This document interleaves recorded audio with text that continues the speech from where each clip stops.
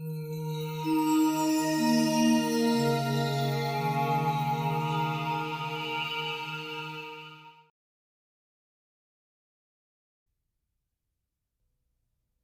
I'm Tab Hunter, and welcome to the best of Hollywood.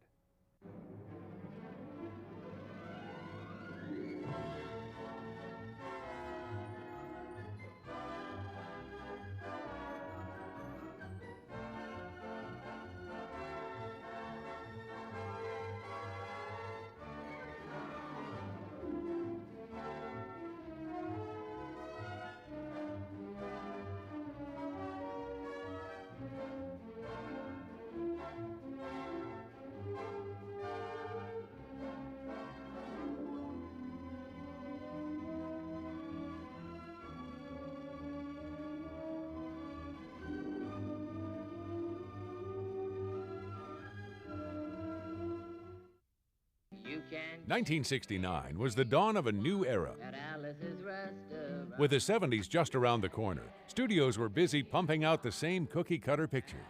But a rising trend in Hollywood would bring independence to filmmaking and change movies forever. And it was all the best of Hollywood. 1969 marked the first time a motion picture with an X rating won the Academy Award for Best Picture.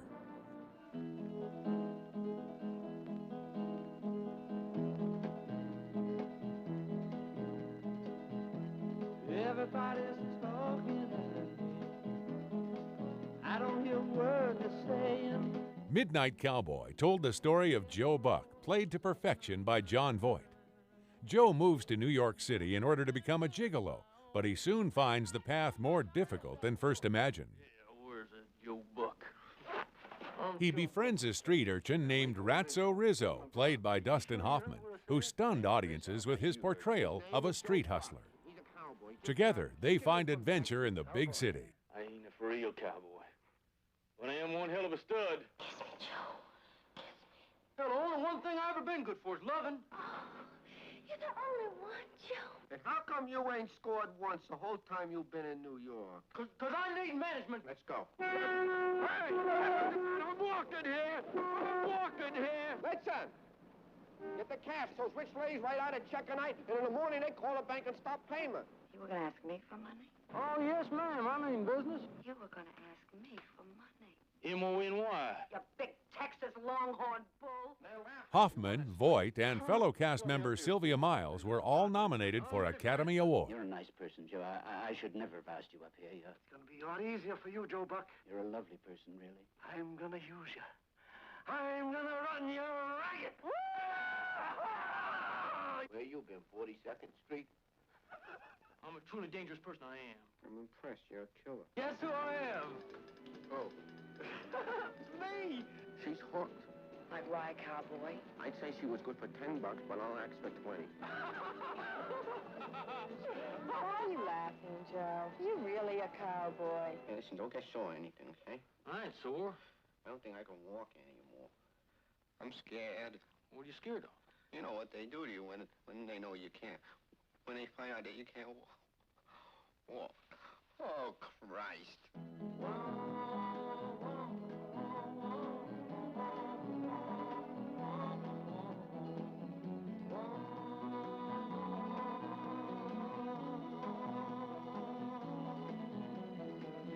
Backing up on the northeast winds, sailing on the summer breeze, skipping over the ocean like a stone.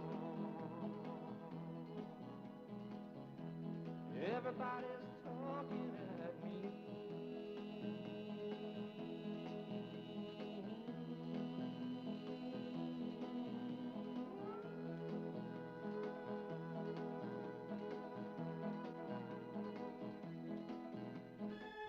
The Best Supporting Actor Oscar went to Gig Young in the Depression-era drama They Shoot Horses, Don't They?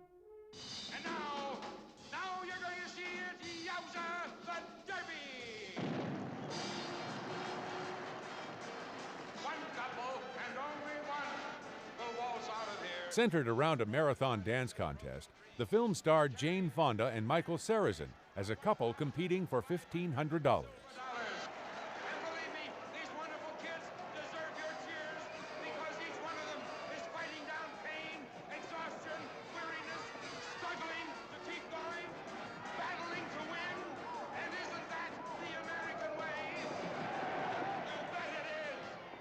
Because if you think about it, cattle ain't got it much worse than us. Bruce Dern and Bonnie Bedelia played a couple willing to dance for 3 meals a day. So what's healthier than having a kid? Number 78 is in front. We're going to floor judge over there. What are you going to do, put us in cages and let them throw peanuts at us? The boy from 67 is down. He is definitely down. Look at us. We're all like this now. Dirty, swollen feet, no sleep. What do you want? 6, 7. Shut up, goddammit! Hang up! Oh. Hang on, please. Jesus! They ain't quitting. Get him off me! Get him off!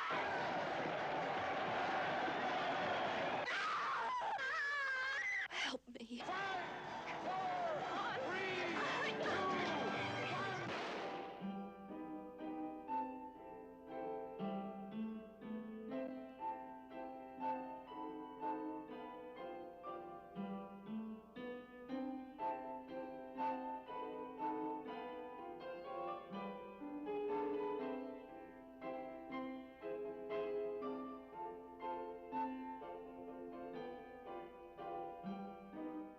The film touched a nerve with critics and audiences alike. In this rare interview, director Sidney Pollack discusses the film in relation to the time period. The climate of the country was right. We were beginning to turn films from a source of entertainment into a source of self-examination. We have now done that for 2 decades in the 60s and 70s. We've really explored all our guilt, all our neurosis, the real mechanics of what relationships are. And I think we're going to swing back another direction into the 80s where we want a little bit more optimism and a little bit more romance. A living legend took home a statue that year. John Wayne won Best Actor for True Grit as the weathered Rooster Cogburn. In the film, Wayne gets hired by a young Kim Darby to avenge her father's death. The two ride into Indian territory and high adventure.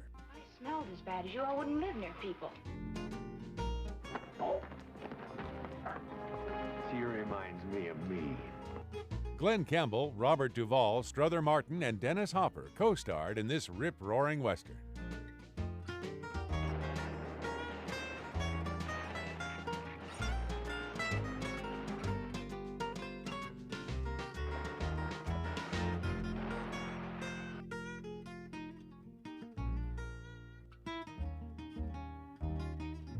'69 also introduced us to The Wild Bunch. I saw one just like it in Waco.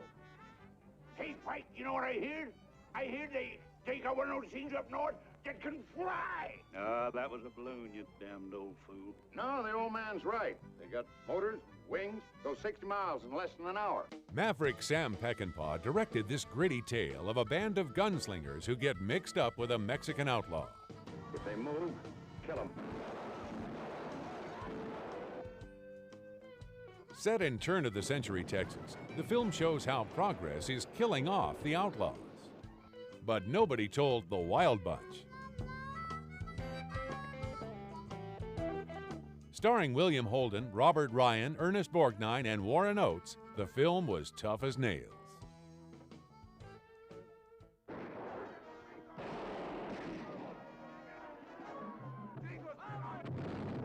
Actor Paul Harper talks about director Sam Peckinpah's on-set antics. It's a wonderful scene. Sam was directing it. Bill Holden was sitting there watching. And when they got through with the scene, Bill just kind of got up, started walking off, and Sam said, "Where are you going?" He said, "Sam, if you're going to direct this film the way I just saw you direct this scene, I have to go back to my house and do a lot of homework." A different kind of Western also made that year was Butch Cassidy and the Sundance Kid. Think there's enough dynamite there, Butch? It starred Paul Newman and Robert Redford as two offbeat outlaws. Based in part on real events, the film chronicles Butch and Sundance's adventures through the Old West. Well, we're Back in business, boys and girls. You know, when I was a kid, I always thought I was going to grow up to be a hero. Don't tell me how to Catherine Ross stood out in her supporting role. And anything you ask of me, I'll do. Except one thing. I won't watch you die.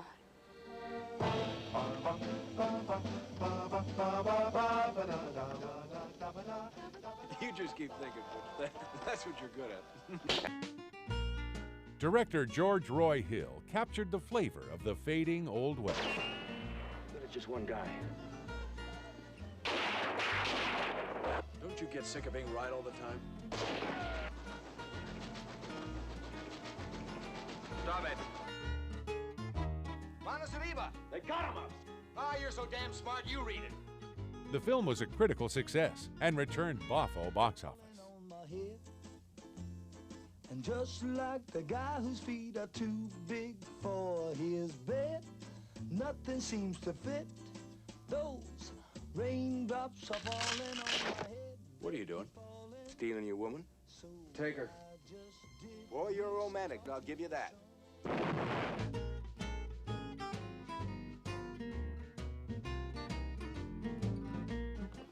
They're very good. If he'd just pay me what he's spending to make me stop robbing him, I'd stop robbing him. Unlike The Wild Bunch, Butch Cassidy and the Sundance Kid portrayed its robbers in a more pleasant, romantic light. Writer William Goldman was rewarded with a Best Screenplay Oscar. Bolivia. Well, he'll feel a lot better after he's robbed a couple of banks.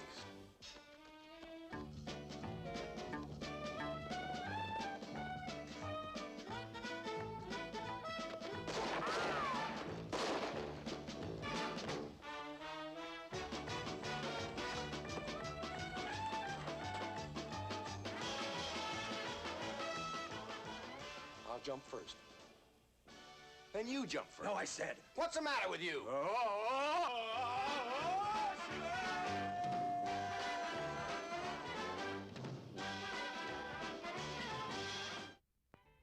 In the laughs department, Bob Hope learned how to commit marriage.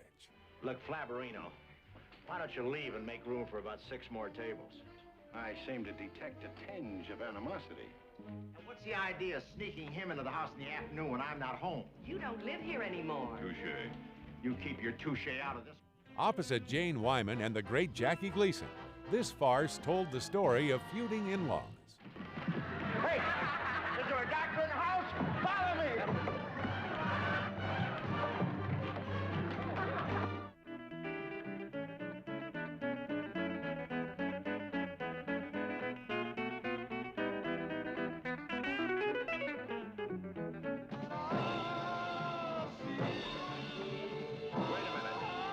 Wait a minute! Wait a minute!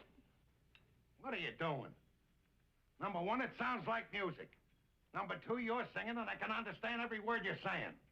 Dad, Nancy and I are going to get married. He's putting me on, isn't he? Oh, that's Victorian bourgeois. What the hell is this? I'm taking a bath. Pull the plug and let the soap out. I don't want to see bubbles, I want to see baubles. Oh, honey. And don't stay in there too long, you can get wrinkled. When the two kings of comedy get together for the first time. How would you like to step outside? I certainly would. Well, please do, so we can all breathe again. When a galloping guru sparks a hysterical happening. That's when you learn how to commit marriage.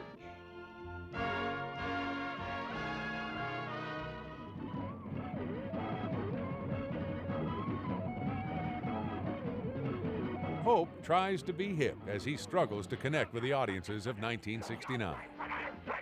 Oliver, please, don't make waves. Well, they don't call me the potato salad Picasso for nothing. Don't Drink the Water also featured the great one as a New Jersey caterer.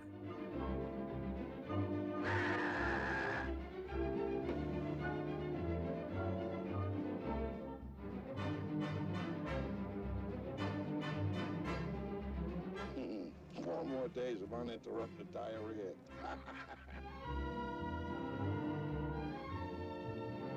While on vacation, Gleason and his family end up behind the Iron Curtain, mistaken for spies. Stop! Shoot this place! Stop! Stop! Please shoot!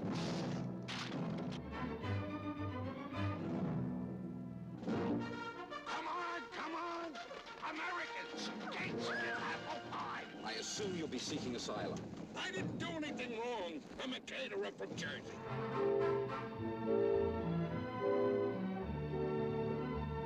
Good afternoon, Mr. Hollander. This tape will self-destruct in 5 seconds. You dirty rat. Don't you admit that you're a filthy American spy? If it makes you happy, I admit it. But to break you into pieces. Don't try anything, Buster. Trapped in the American embassy, they must try everything to escape, and hilarity ensues. Ambassador of the United States, the most powerful nation on earth. And it... What? U.N.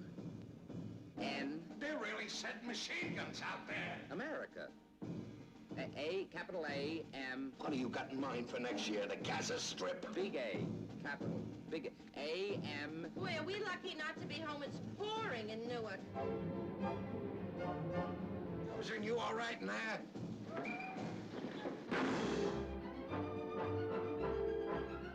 Walter, come quick. They've got a cloth dummy that looks just like you when they're burning it. Sticks and stones may break my bones, but names will never hurt me. Walter, they have sticks and stones. Don't panic! Don't panic! Everybody remain calm.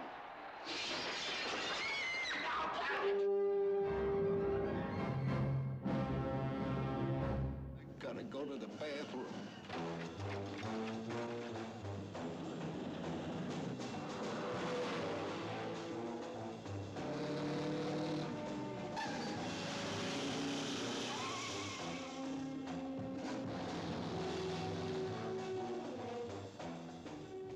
Bob and Carol and Ted and Alice took a different look at love. Bob and Carol and Ted and That's a good, I'll drink ours. Hats and horns. of the grooviest people I've ever known. Natalie Wood, Robert Culp, Elliot Gould, and Diane Cannon are best friends in this very funny movie about mate swapping.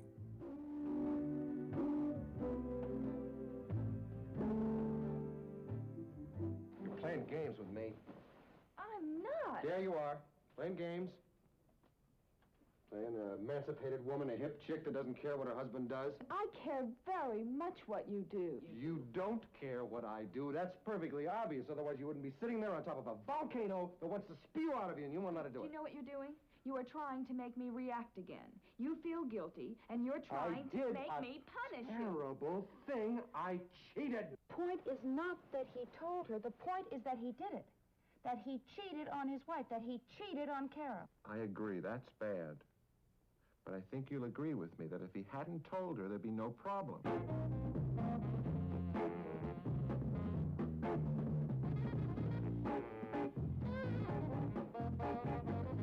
Hi, Bob.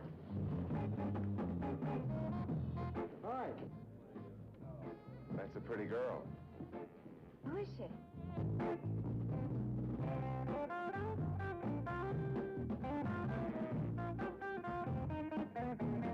I'm very moved. Really, I feel I'm sharing a very I had an affair. precious moment with you. You know, that's good, honey. I mean, I feel that it's right there. I You're had an telling me affair. something, honey. I said that's good. I mean, you just don't come right out and tell everybody. I had an affair when I was in Miami. The film's climax takes place with all four actors in bed together. In this rare interview, director Paul Mazursky discusses Diane Cannon's role in the picture. I like Diane. She was brilliant in Bob and Carol. One of the best things. She had a great scene with a psychiatrist in it, and great scenes with Elliot Gould, and she's got a great laugh. Hi, how you doing? I'm Arlo Guthrie, and you've probably listened to or heard about a thing called Alice's Restaurant. It's all about that beautiful Thanksgiving dinner, which produced an incredible, amazing pile of garbage, which we tried real hard to dump at the dump. Another picture that reflected the times was Alice's Restaurant.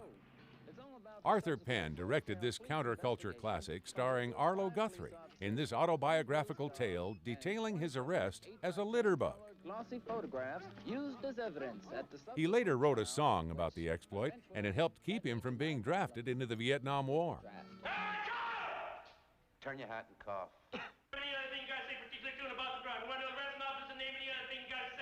You can get anything you want at Alice's restaurant. You hippie perversion! You can get anything you want at Alice's restaurant. What's that funny smell? What funny smell? Walk right in, around the back. Both under arrest. Just a half a mile from the railroad track. You can get anything you want. Alice's restaurant. That ain't enough. So I had. Alice's restaurant.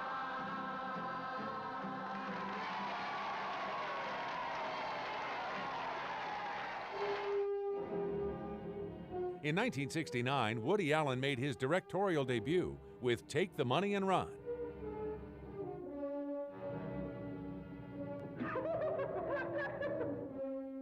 This hilarious satire of gangster films was one of the first to be told in a mockumentary style. We're holding up the bank. We're holding up the bank. No, I'm sorry. We were here first. We're holding up the bank. Don't listen to him, folks. We were here first. He just couldn't accept authority. You guys are dressing alike again. A person who commits some sort of an act that's against society usually is not considered emotionally stable. And so, the reason we eat matzo on the Passover... Allen played Virgil Stockwell, an inept career criminal who ultimately finds love. I think actually, if he'd been a successful criminal, it would have been all right. You know, he never made the 10 most wanted list. Hey, where is everybody? He tries to go legit, but can't keep out of trouble. Well, that's to tell Virgil.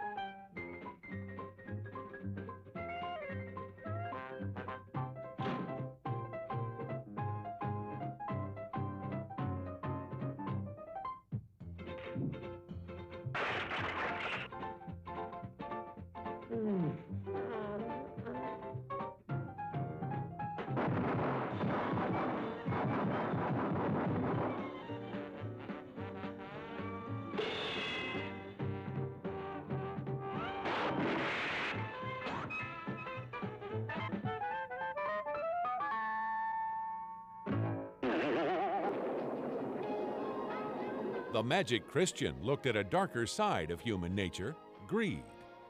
Peter Sellers starred in this satire about the wealthy Guy Grand, who adopts a vagrant he meets in the park as his son.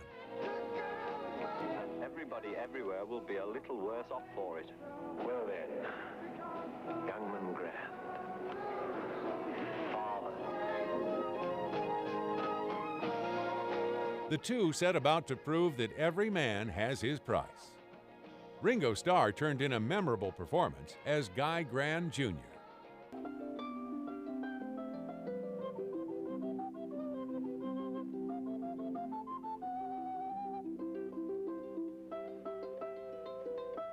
Dad? Do you think words corrupt? I don't know. Let's try. Agnes? Yes? Nipple. Can't we settle our differences amicably? No, son, no. Some bird told me that Peter Sellers is the Magic Christian. You needn't eat the plastic. I just wanted to see if you had your price. Through the engine room, if memory serves. I say, Dad, shouldn't we tell them the real identity of the Magic Christian? Heaven only knows, son. Heaven only knows. Terry Southern wrote the screenplay from his own book.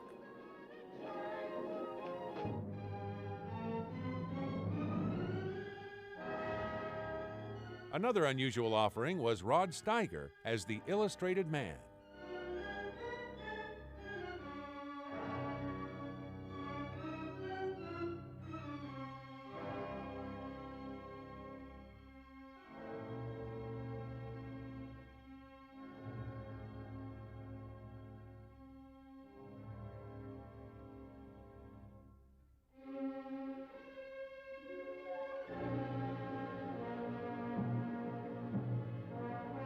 The film tells 3 ironic short stories.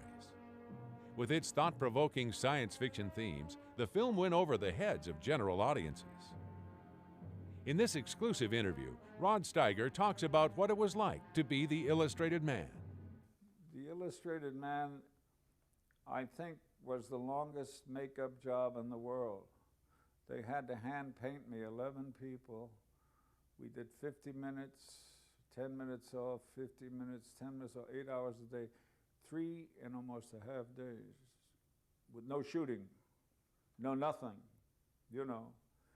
And then we'd shoot for a day and a half. And there's nothing we could do. They tried to do it with decals, but they slipped and slid, and they couldn't get them in the exact place. And at night, I used to sleep in long johns with baby powder inside it, so they wouldn't smear too much. And to get them off, you had the pleasure of scrubbing yourself with soap and Bon Ami. 1969 also introduced the world to Krakatoa, east of Java. This disaster movie, aimed at the youngsters, took place off the island of Singapore.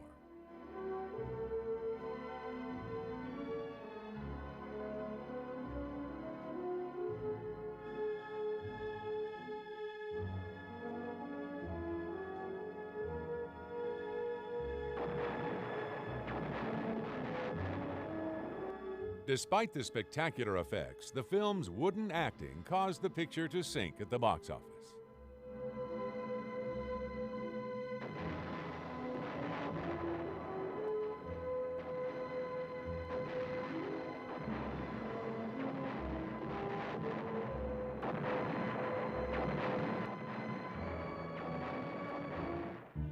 That year also brought Colossus, the Forbin Project. Ladies and gentlemen, I'm Dr. Charles Forbin. In a few moments, Colossus will address us directly. This is the voice of world control. I bring you peace. It may be the peace of plenty and content, or the peace of unburied death. The choice is yours. Obey me and live, or disobey and die. Eric Braeden played Dr. Forbin, a man who designs a computer to control the entire U.S. missile defenses.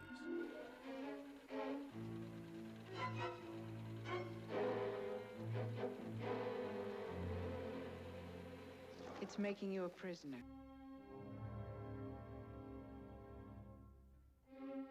Once installed, the machine hooks up with its Russian counterpart and holds the world hostage. I'm going to try to convince the computer that you're my mistress, and that therefore I have to be given the opportunity to see you regularly in private. That way we can pass information back and forth.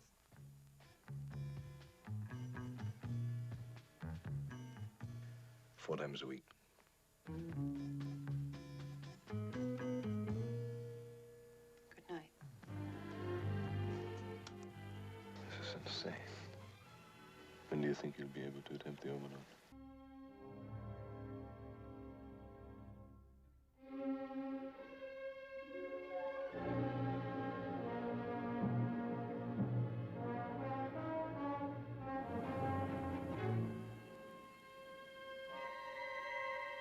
The Supreme Council of the USSR has ordered, as of 2300 hours Moscow time tomorrow, the activation of an electronic brain exactly like ours, which they call GUT.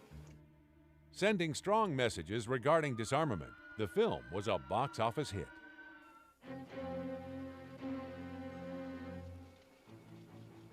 The missile has just been launched. It is heading towards the Sayan-Sibirsk oil complex. Guardian has retaliated. Retaliated? It may be too late, sir. Oh, my God.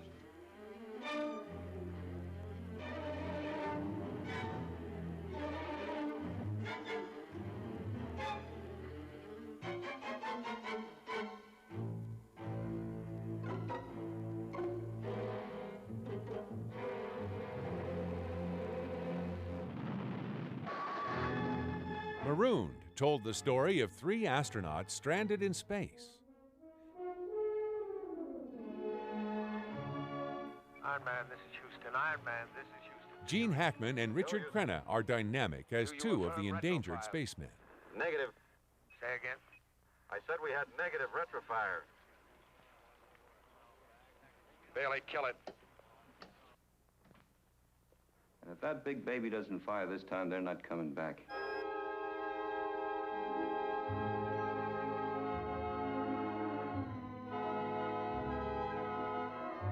Gregory Peck played the mission control commander to perfection. What happens if you can't get the engine to retrofire? We're prepared for every contingency, Mr. Henry. Have you given up hope, Mr. Keith? Certainly not, Mr. Cannon. Why should I?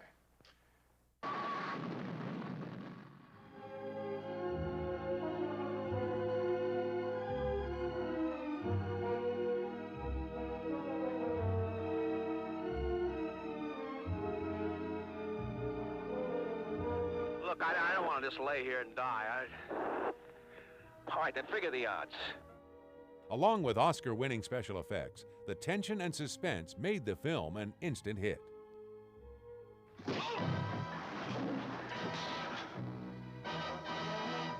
My name's Bond. James Bond.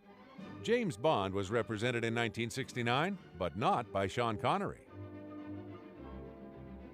On Her Majesty's Secret Service would be the first 007 movie without its original star.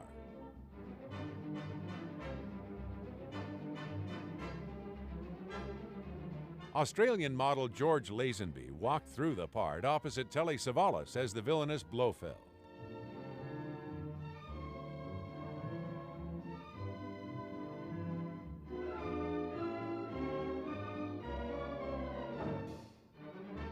Among the better stories in the Bond series, the film concentrated more on 007's character and less on the gadgets he uses. With the super spy's marriage to the beautiful Diana Rigg, this could have been the best Bond adventure of all, if not for the gaping hole created by Connery's absence. Tell me where you want me. Where are you? I'll come there immediately. I'll walk if you like. Hard Contract starred James Coburn as an assassin hired to kill 3 different targets in Europe. Burgess Meredith, Sterling Hayden, and Lee Remick filled out the cast. I've never met a man like you. You don't talk about yourself. You don't talk at all unless I beg you. She's having you followed. Help! This moralistic tale was laced with brilliant performances and stunning European locations. You still want to fight? No, no. Want to try and get away with it? Yes. Tell me more, lad.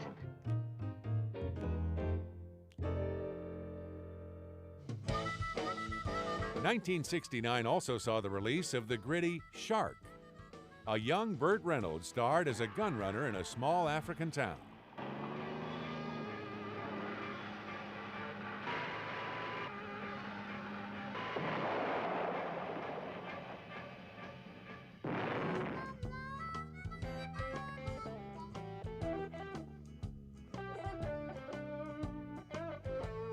Directed by American auteur Sam Fuller, the picture has some of the most dangerous stunts to ever be caught on film.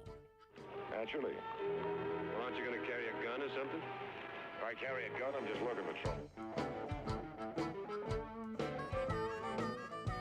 The stuntmen pushed the envelope too far, and one diver was actually killed by a shark while shooting a scene. How many of my friends can you afford? How many will it take? To kill a cripple people.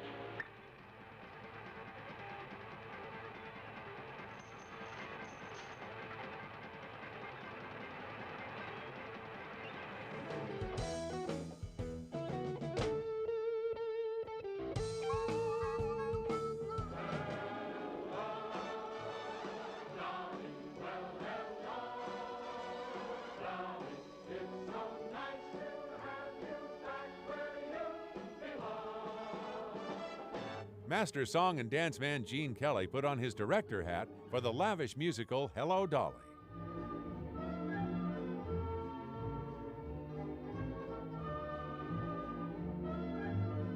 This $24 million production was among the most expensive at the time and starred a 26-year-old Barbra Streisand.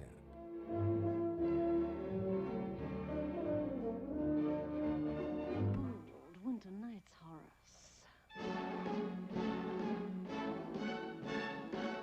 You can snuggle up to your cash register. Walter Matthau also appeared as a wealthy grain merchant and object of Streisand's affection. I never touched a woman before. And the cymbals crash, and the sparklers light the sky. I'm gonna raise the roof, I'm gonna carry on. Give me an old trombone, give me an old baton. Hello. Look who's here. Dolly. This is Louis. Hello, Louis. Dolly. It's so nice to have you back where you belong. I am so glad to be back. Dolly, you'll never go away. Dolly, you'll never go away.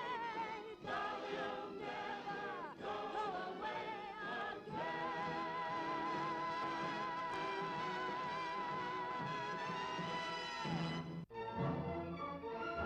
Only her second film, Barbra was nervous playing a much older woman. In this rare screen test, it's obvious that no expense was spared.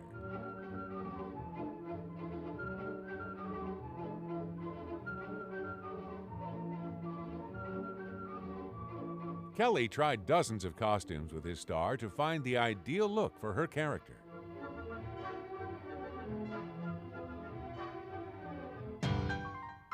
Sweet Charity was another musical version of a Broadway play. She's a breastbed, she's a harpsichord, she's a clarinet.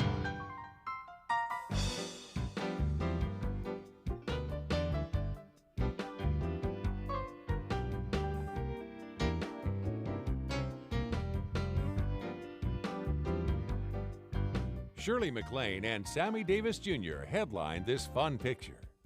Broadway legend Bob Fosse made his directorial debut, bringing his own unique vision to film.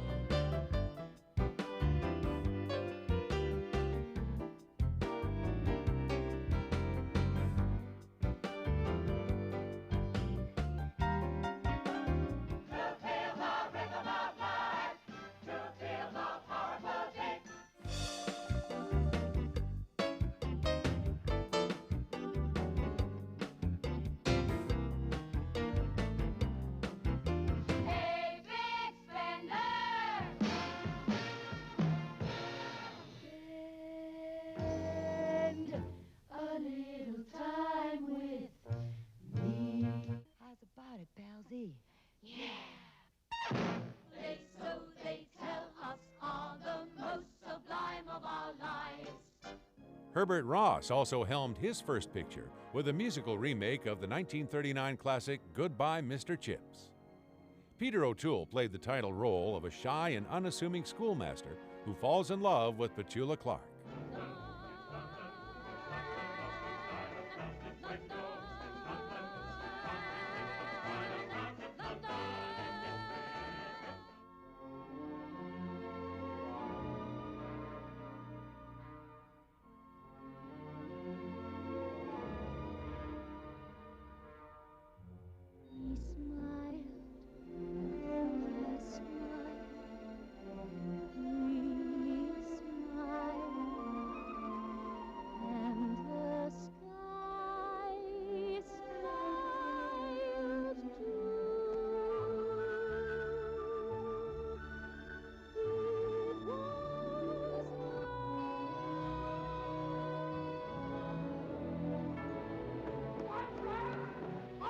ashamed to tell you!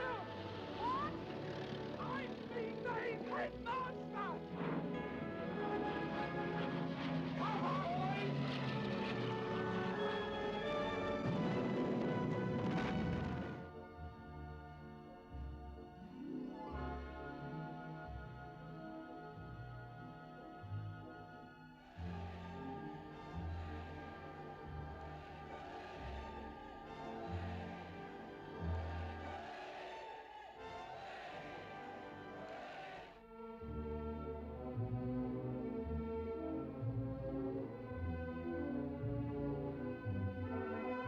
1969 also saw its share of costume dramas.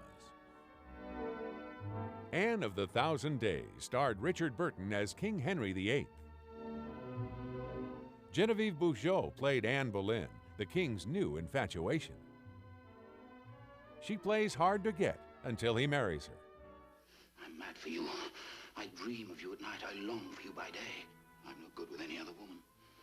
I think of nothing but you. Of you and me playing dog and bitch. Of you and me playing horse and mare. Of you and me in every way.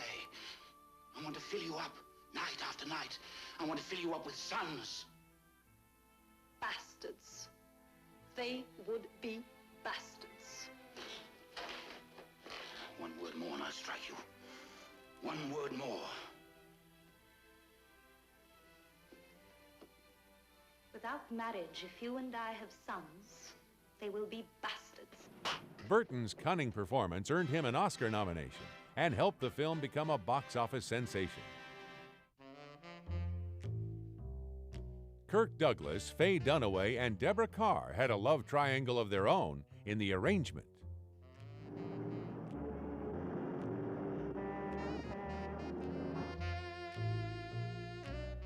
Elia Kazan directed this feverish tale of madness and compromise. It's going to take a product, and I say you gentlemen have that product, the Zephyr cigarette. Hume Cronin turned in a memorable performance as Kerr's lawyer.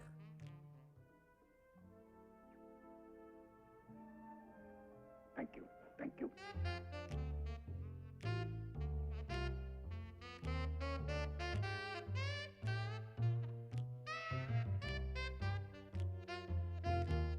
Every time I look at her, she's sneering. What? What? Why the hell are you always laughing? Mine? Yeah. What is it, me? What you could have been.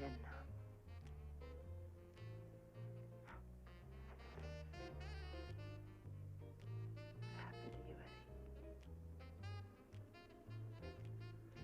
It must kill you to think what you might have been.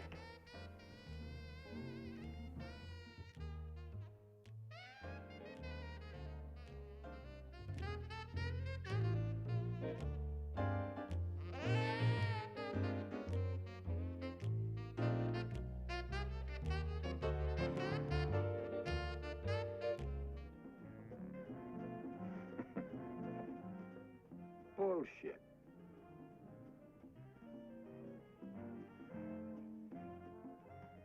Get out of here! You can't take it the way you really are, Faith. Listen the way I really am. Does the word topaz mean anything to you? What is topaz? Story of espionage in high places.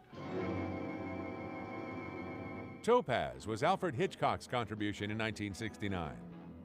This international tale of espionage starred John Forsythe.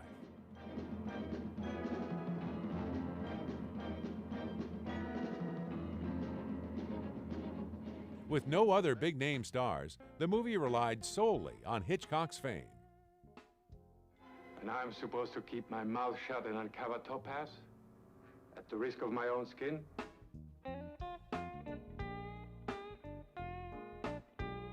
Get your heads down. I gave you no understanding. The hell you didn't.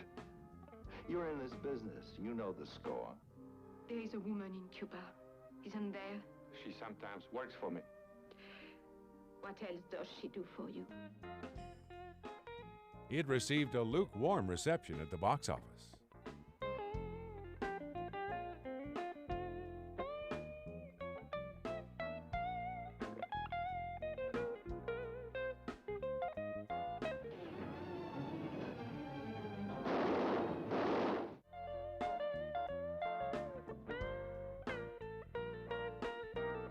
You picked a hell of a time to come. Security's tight. This island is crawling with Russians. She is a widow of a hero of the revolution. She is loved and honored in this country. If it were not for her, you would disappear tonight. What's the matter? Look.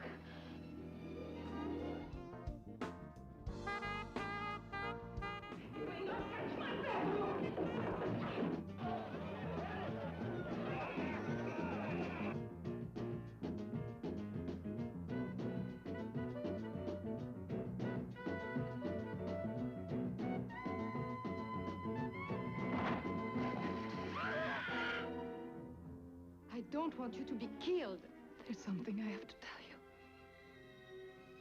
Tell me now.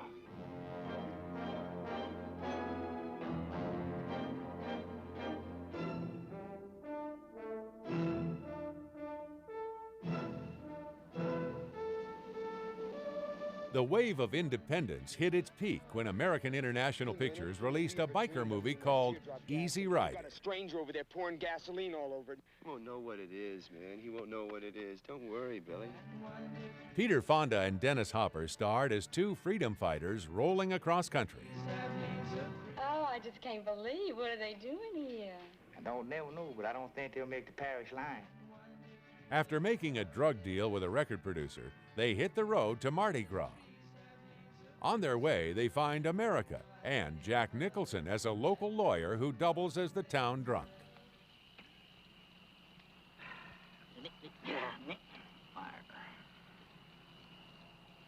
Do this instead. Oh, no thanks. I got some store-bought right over here in my own. No, man. This is grass. You mean marijuana? Yeah. Lord have mercy. Is that what that is? The role earned him a Best Supporting Actor nomination and sealed his future. Let me see that.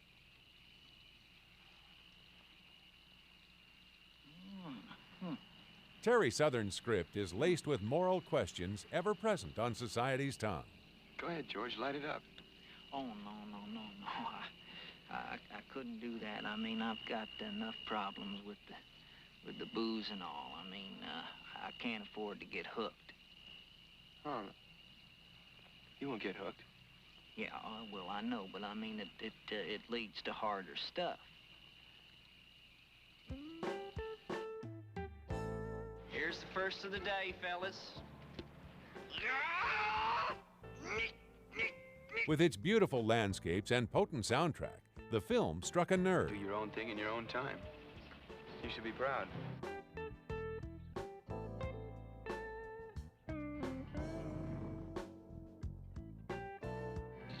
What you represent to them is freedom. What the hell's wrong with freedom, man? That's what it's all about. Produced by Fonda and directed by Hopper, the $500,000 picture went on to become a box office behemoth. Exciting, fresh faces entered our life as we revisited favorites from years gone by. 1969 would forever change movies. And it was all the best of Hollywood. It was a terrific year for movies. I'm Tab Hunter. Join me next time for more of the best of Hollywood.